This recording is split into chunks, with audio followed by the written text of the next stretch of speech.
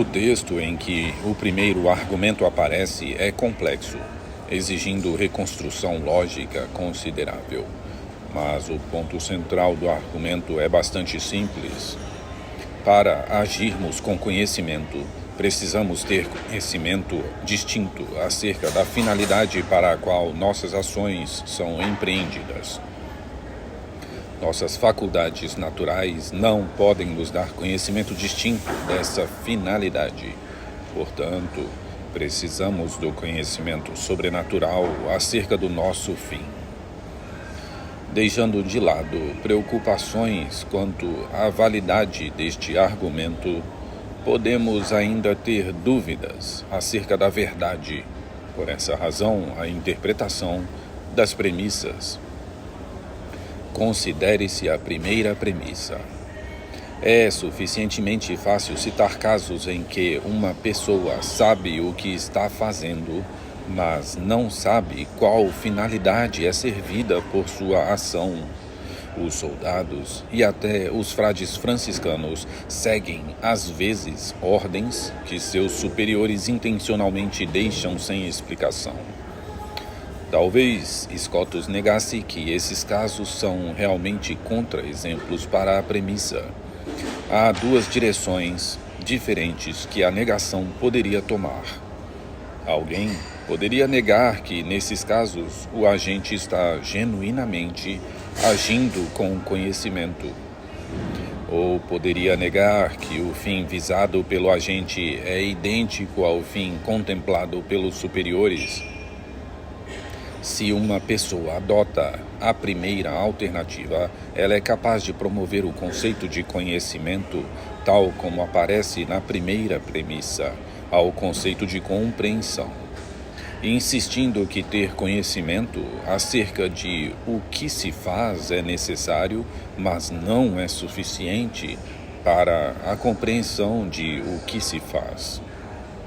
A compreensão requer um claro domínio do ponto, propósito ou objetivo da ação de uma pessoa.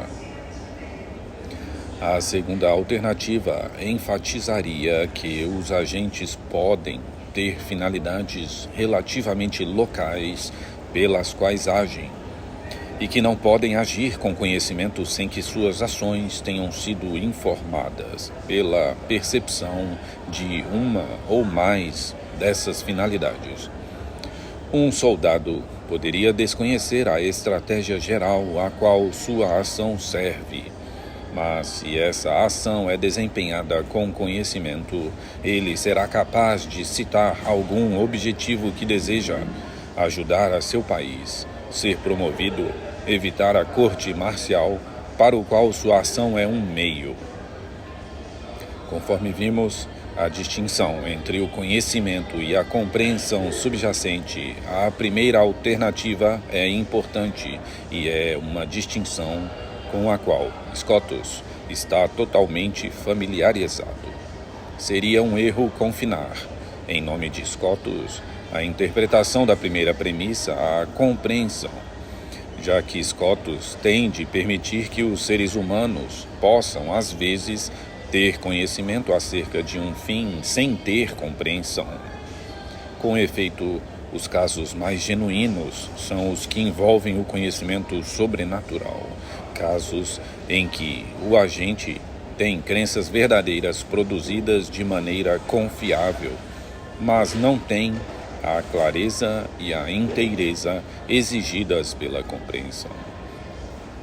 Pode ser que uma distinção entre o conhecimento e a compreensão seja que esta implica saber que se compreende, ao passo que o conhecimento não implica saber que se conhece.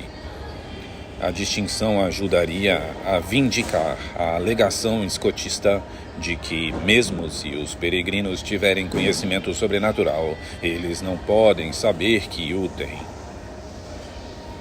A segunda interpretação da primeira premissa resulta na afirmação de que agir com conhecimento implica conhecer e desejar algum fim ou objetivo que a ação supostamente anteciparia.